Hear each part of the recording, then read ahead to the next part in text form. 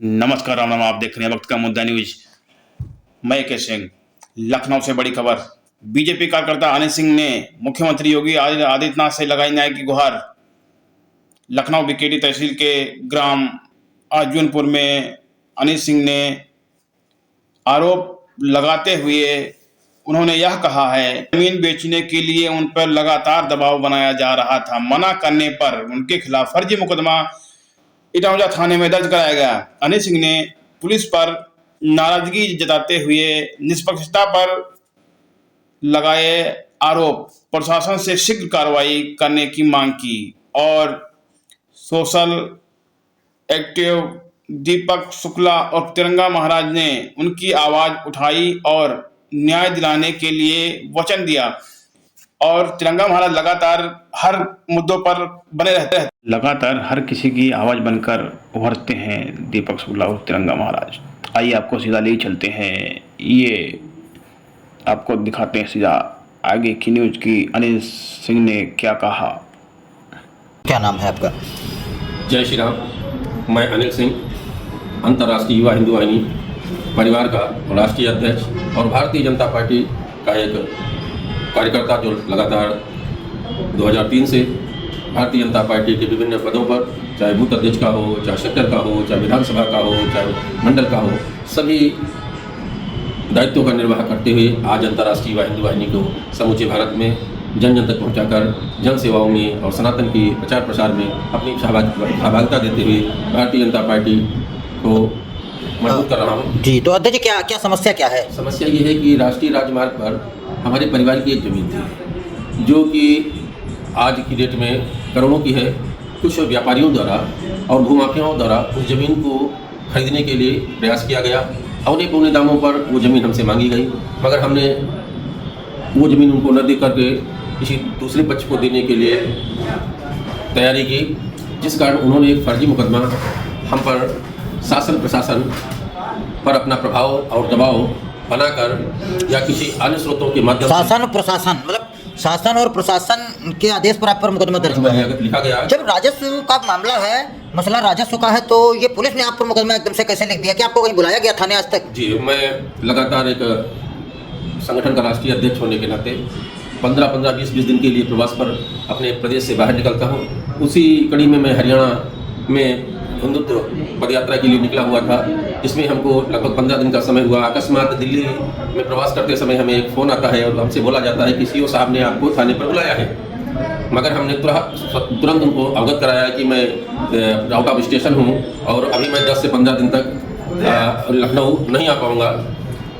और उसके बाद जब मैं दिल्ली, हरियाणा और गुवाहाटी का प्रवास करने के बाद लखनऊ आता हूँ, तो हमें जानकारी प्राप्त होती है कि हम पर एक मुकदमा पंजीकृत किया गया है। क्या मुकदमा लिखने के बाद आप इसको लेकर क्षेत्रीय विधायक या अन्य जनप्रतिनिधि या संगठन के नेताओं से मिले हैं? सबसे पहले मैं शासन के पास पहुँचा और अपने स्थानीय थाने के थानाध्यक्ष से जाकर के भेंट किया। और कौन सा थाना है आपका? इटौंजा थाना है। मैंने उनको अवगत कराया तो उन्होंने हमको ये बताया कि ऊपर से आदेश था, जिस कारण हमको मुकदमा, ऊपर से मतलब शासन का आदेश था? शासन का, प्रशासन का जी आदेश था, जिस कारण हमको मुकदमा लिखना पड़ा। तो हमने उनसे यही अवगत कराया कि इस मुकदमे में जिस विषय को रखा गया है उसमें मैं कहीं दूर दूर तक नहीं हूँ। मान लीजिए कि जो मुकदमा लिखा गया, उनके बगल में हमारा न प्लाट है, न हमारी ज़मीन है, बीच में किसी दूसरे किसान का भाग है, उसके बाद किसी तीसरे किसान का भाग है और मैं बीच में हमारी ज़मीन थी। तो राजनीतिक षड्यंत्र के द्वारा या हमारी कुल मिला के आपका कहना है कि आपके ऊपर फर्जी मुकदमा लिखाया गया है 420 करके। तो क्या इस संबंध में जब आपके साथ फर्जीवाड़ा किया गया है, तो क्या आपने इस संबंध में कहीं पर तहरीर दी है? मैंने सबसे पहले अपने स्थानीय थाने में तहरीर दी। थाने में क्या बताया गया? थाने में हमको बताया गया कि ऊपर से दबाव था, जिसका मुकदमा थाने में पंजीकृत होता है ना, तो जब थाने में आपका मुकदमा क्यों नहीं लिखा गया? अब ये तो विषय सोचने का है और अभी हम कुछ ज़्यादा इसलिए नहीं कहेंगे क्योंकि अपने लखनऊ जिले के जिला अध्यक्ष, जब आपका मुकदमा नहीं लिखा गया तो आप इसको लेके क्या पार्टी के अपने नेताओं से मिले, जनप्रतिनिधि से मिले, क्या कहा उन्होंने?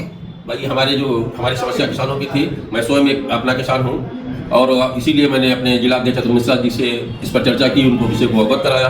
वो हमारे साथ स्थानीय थाने पर भी गए, स्थानीय विधायक जी से भी मिले। उन्होंने विधायक जी ने क्या कहा इस मसले पे? पूरा उन्होंने हमको 2-3 दिन का समय दिया था और इस कारण आज हम तीसरी बार उनके आवास पर आए हुए हैं, मगर अभी तक कोई कार्रवाई किसी क्या लग रहा है कि अभी तक क्या विधायक जी ने अभी तक क्या इंस्पेक्टर साहब से बात की या अन्य अधिकारियों से वार्ता की है? देखिए, सकारात्मक जवाब हमको लगातार मिला है।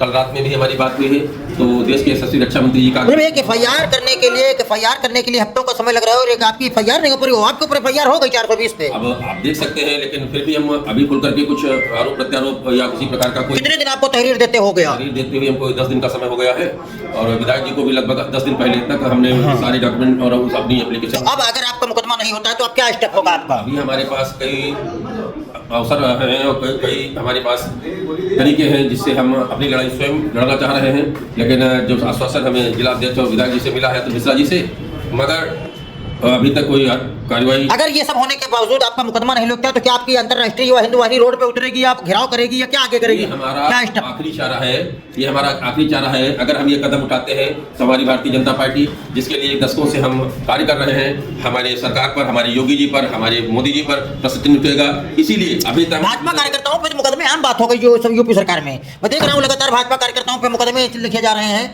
तो ये तो आप एक आम बात हो गई है। कोई बात नहीं है, हम इससे ज्यादा आहत नहीं हैं, लेकिन बुरा ये लगता है कि दशकों तक पार्टी तो ये अंतर्राष्ट्रीय अध्यक्ष हैं और भारतीय जनता पार्टी के कार्यकर्ता हैं, बेचारे पीड़ित हैं, दर दर घूम रहे हैं, और ये 10 दिन से इनके ऊपर मुकदमा लिखा गया और उसके बाद से इनको जानकारी मिली, इन्होंने तहरीर दी, आज तक इनका मुकदमा नहीं पंजीकृत हुआ।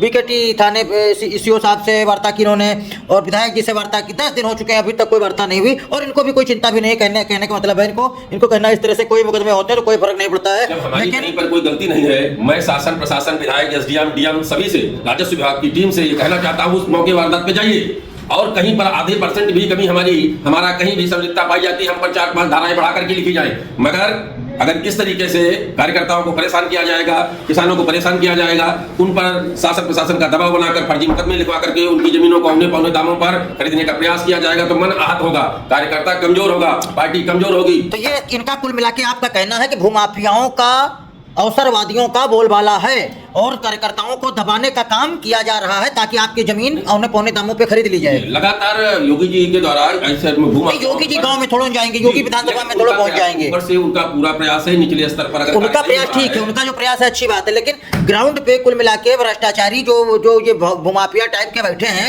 इनका यही है कि कुछ ऐसे लोग जिनको संरक्षण प्राप्त है। अब मान लीजिए मैं तो एक अंतर्राष्ट्रीय वायुवाहिनी का राष्ट्रीय अध्यक्ष हूँ,